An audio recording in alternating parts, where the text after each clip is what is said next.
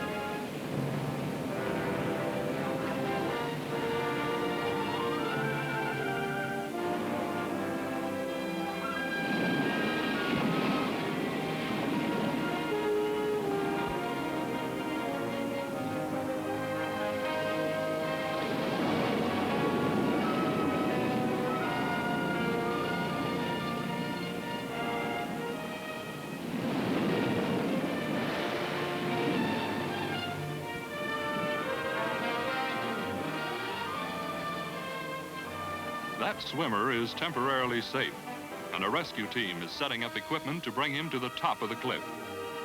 Here to tell us the story of the brave man who leads this volunteer team of rescuers is Mr. Adventure himself, Colonel John D. Craig. Beautiful and rugged, isn't it? They have a lot of scenery like this in New South Wales. Here off of Sydney Heads, there are cliffs 200, 300 feet high. You know, sometimes people fall off these cliffs, and venturesome children try to climb them. They get stuck about halfway up. Occasionally, a tired swimmer gets trapped at the foot on the rocks. When that happens, someone yells for help. And then an amazing group of men go into action. They're known as the Sydney Police Rescue Squad. Their leader is Sergeant Harry Ware. Their job is to rescue people from death off these cliffs. Right now, Sergeant Ware is down there trying to save a life. Let's go meet him. Bosun's chair, right? Ladies and gentlemen, meet Australia's most honored member of the Cliff Rescue Squad, Sergeant Harry Ware. Harry, what are the major problems on a rescue like this? Our problem is to get them up as quick as we possibly can without any accidents and make sure that I don't lose any of my good team. In other words, you can't make any mistakes. Definitely not. Is there danger of those being trapped on the rocks getting panicky? Yes, at times they get very panicky, and our job is to get them up as quick as we possibly can, and there's no beg your pardons. How many rescues a year do you average? We average about 60 a year. When did the rescue squad start, Harry? Back in '42, the Commissioner of Police requested me to form a rescue squad because they were getting so many accidents around the cliff of Sydney, and to handle this problem, we formed this special squad. Now, it's built up that I train 150 men a year, and also I have 3 instructors. Senior Constable Tyson is my number. Cheers, ready? Excuse me, I'll see you later when I come up. Ladies and gentlemen, over 50 people are walking around alive and happy in Sydney today because of this man and the squad's courage and skill on the cliffs. Those men are dangling 300 feet in the air. One slip now and they drop to their death.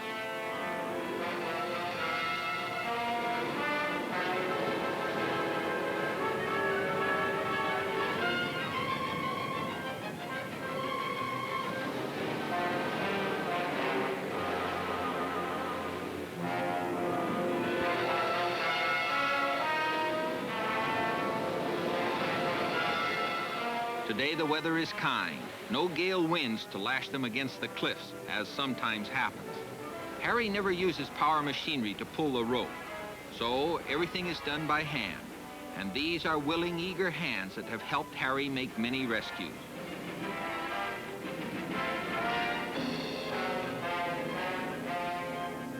Harry directs the operation with arm signals and a whistle. One guide rope keeps the ladder from spinning, very important in bad weather.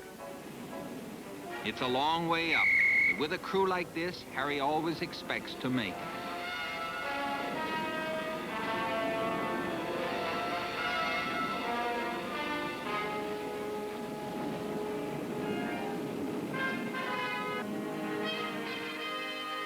How do these men become so efficient? Well, here is where it starts, at the police training center. These men greeting Harry are regular policemen, but with a special kind of courage. They all have volunteered for dangerous duty. Now it's up to Sergeant Ware to see if they can qualify. To date, Harry has trained 150 men in cliff rescue techniques. He himself is on call 24 hours a day. When an emergency arises, he calls the men from their various stations around the city to assist him. Rigging the portable crane is the first step in cliff rescue work. It's an upright pole braced on all sides so it can't slip even in a high wind, with an arm that swings out over the cliff edge.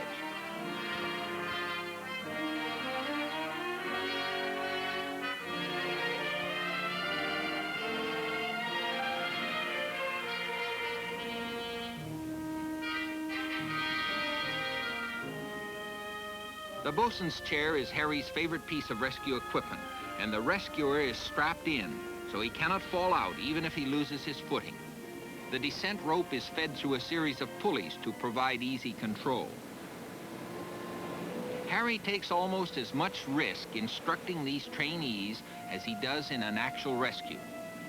About the only difference is being able to pick days when there's less hazard from the elements and daylight hours to work in.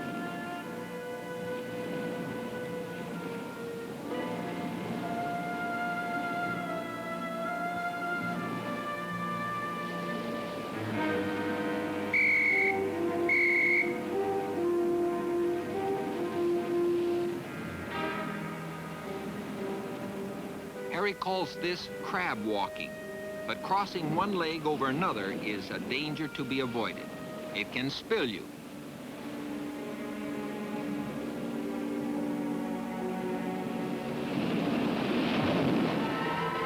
This demonstration also emphasizes the need for that strap to keep from slipping out of the chair if you should fall.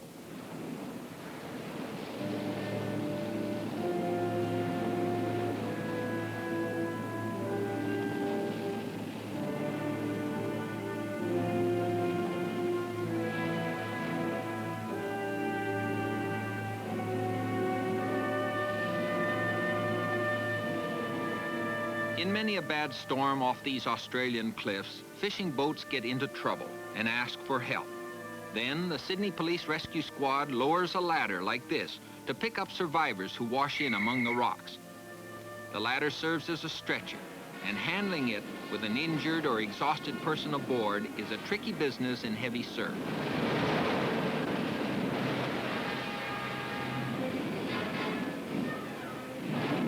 Holding tension on the line keeps it from swinging against the cliff and also aids the men in maintaining a good footing to keep themselves from being washed away. When a survivor is strapped on the stretcher, keeping tension on that line also prevents the stretcher from being swept out of their hands and smashed on the rocks. A fall on those slippery, wet rocks could break a bone or crack a skull. So, the trainees must never let go of that stretcher. As the instructor, Harry is right in there with them, without benefit of a line to hang on to.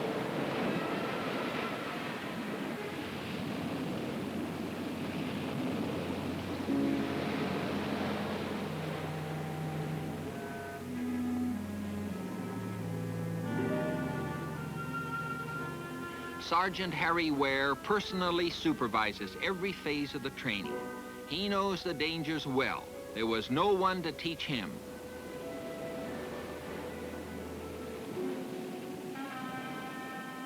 The crucial test for every rookie is that first time out on the bosun's chair.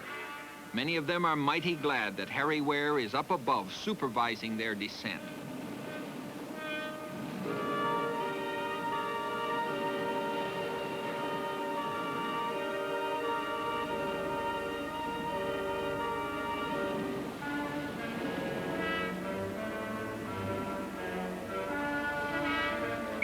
Below, Senior Constable Tyson instructs the man on how to control himself during swing ascents against the cliff, like in a high wind.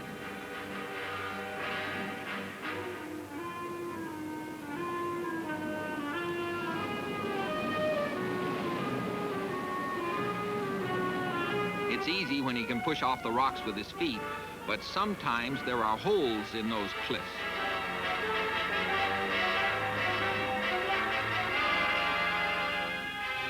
Look at Harry Ware, standing right on that sloping edge without a rope or anything. This man knows no fear. The rescue belt is needed for a special kind of rescue, the suicidal maniac bent on destroying himself. Standing on a ledge, he may brood for hours, contemplating that final leap.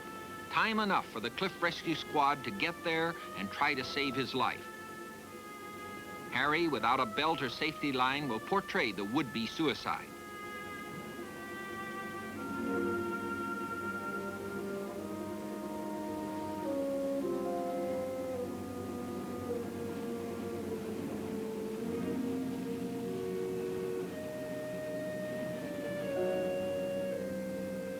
For the rescuer, the biggest and strongest man in the crew is selected. If he can grab the victim and hold him, he may save his life.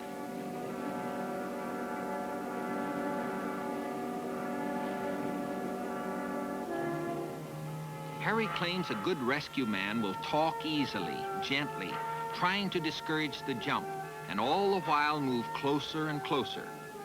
He has only one chance to make that grab. He'd better not miss. Now.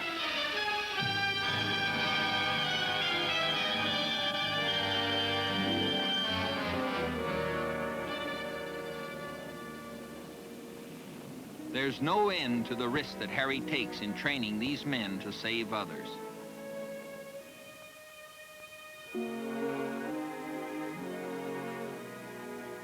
The cliffs at Sublime Point, about 40 miles from Sydney, are particularly treacherous. There is loose rock and sand on the edge and a 600-foot drop below. That wire fence is there for a good reason, a reason foolish tourists sometimes ignore.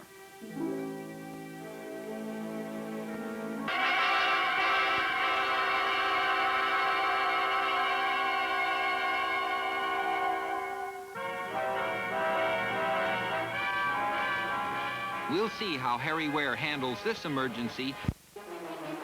All emergency cliff rescue calls come direct to Sergeant Harry Ware at police headquarters. As usual, they don't know whether or not the man is still alive, so it becomes an emergency run.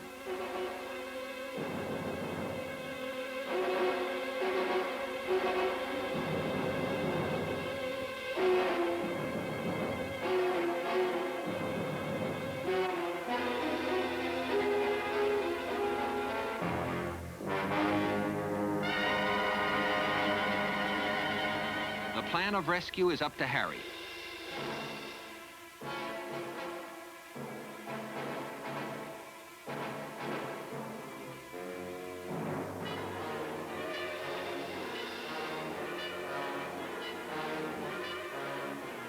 The electric megaphone will aid in calling up his instructions.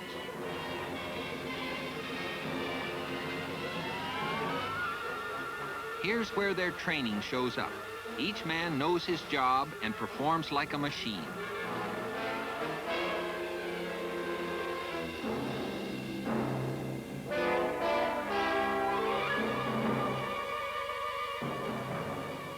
When a man's life is at stake, there is a tendency to hurry the descent.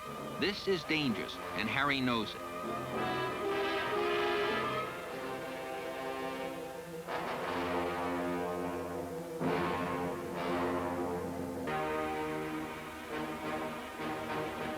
The tree has broken his fall. A closer look at the situation, and Harry sees he's going to need the help of Constable Tyson.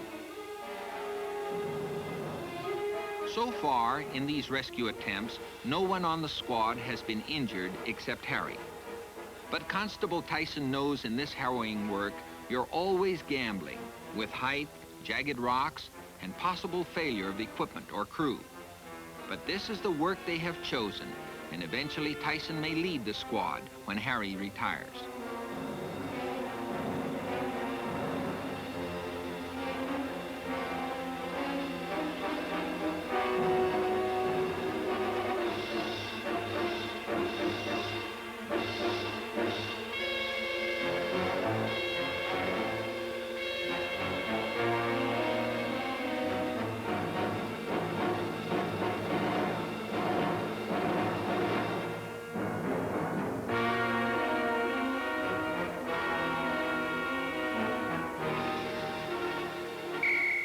To get the man out of the tree and not drop him further down the cliff is their problem.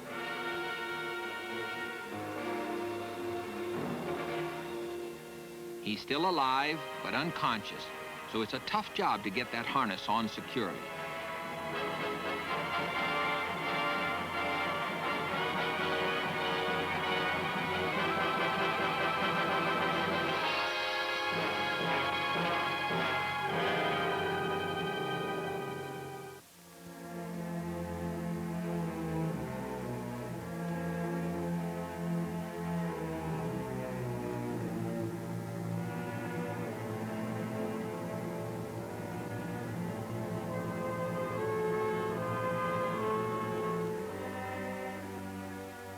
It's up to Tyson now to guide them down to a level spot where the man can be given first aid.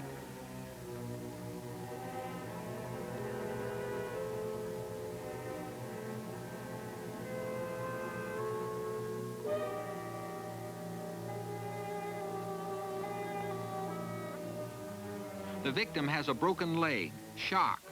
The rescuers know how to cope with these. There may be internal injuries. For this, they'll have to hurry him to a hospital. Before Harry Ware started cliff rescue work in 1942, he was a high rigger on the Sydney Harbor Bridge. In fact, it was riding the girders, somewhat like this, that brought forth the idea that people could be saved from Sydney's cliffs in much the same way. It seems he was born to live dangling in space, for in spite of the hazards, he's happiest when doing a service like this.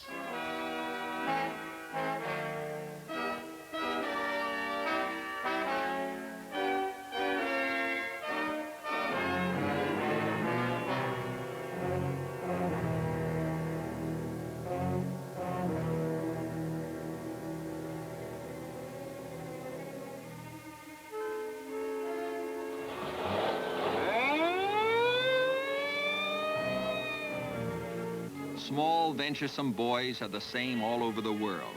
And here, near Sydney, youngsters have those fascinating cliffs to explore.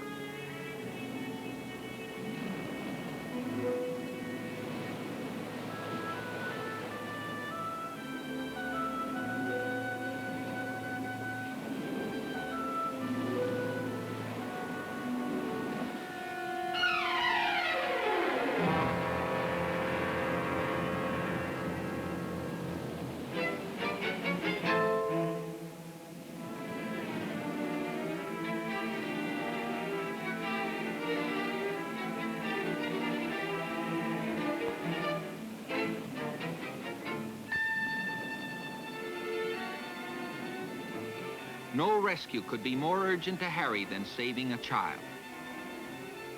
He's not badly hurt, only bruised and scared, but he better not move. That's a narrow ledge.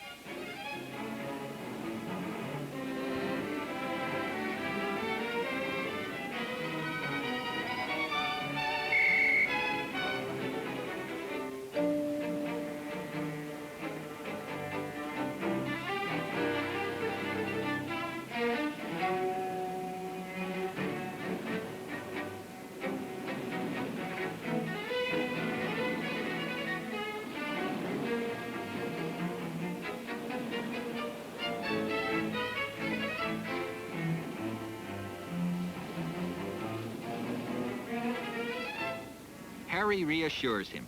They'll get him up all right.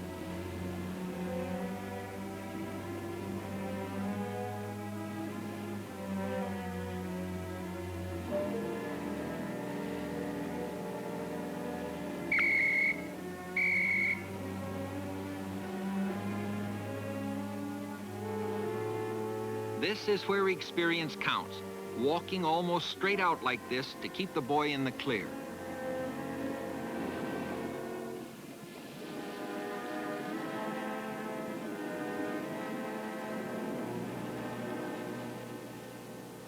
There's a mighty lucky boy and a happy, grateful father. This is reward enough for Harry Ware and the Sydney Police Rescue Squad. Harry Ware never knows what manner of emergency he may encounter. A suicide, a murder, a stupid fraternity hazing, or an unfortunate accident.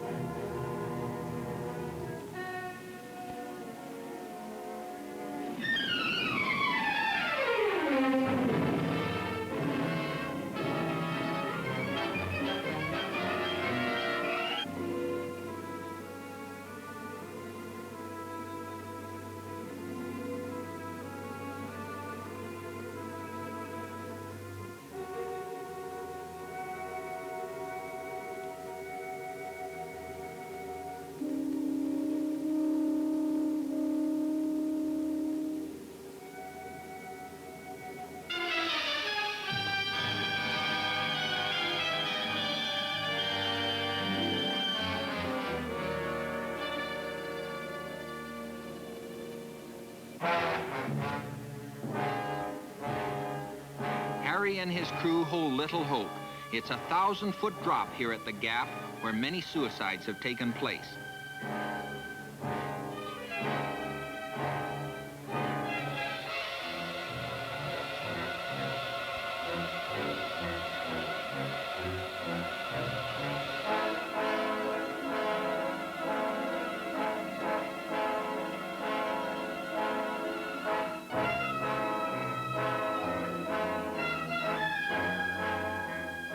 This is one of the worst and most dangerous descents Harry has ever made.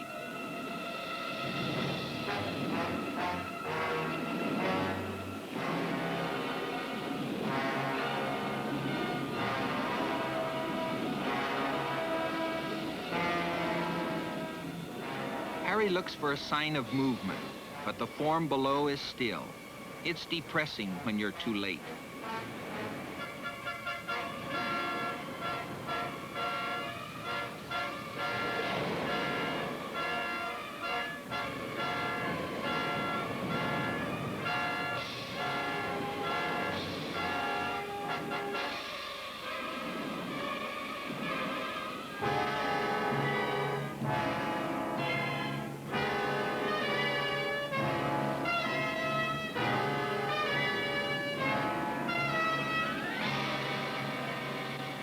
It's one thing to face hazards when there's hope, but this was a cruel prank.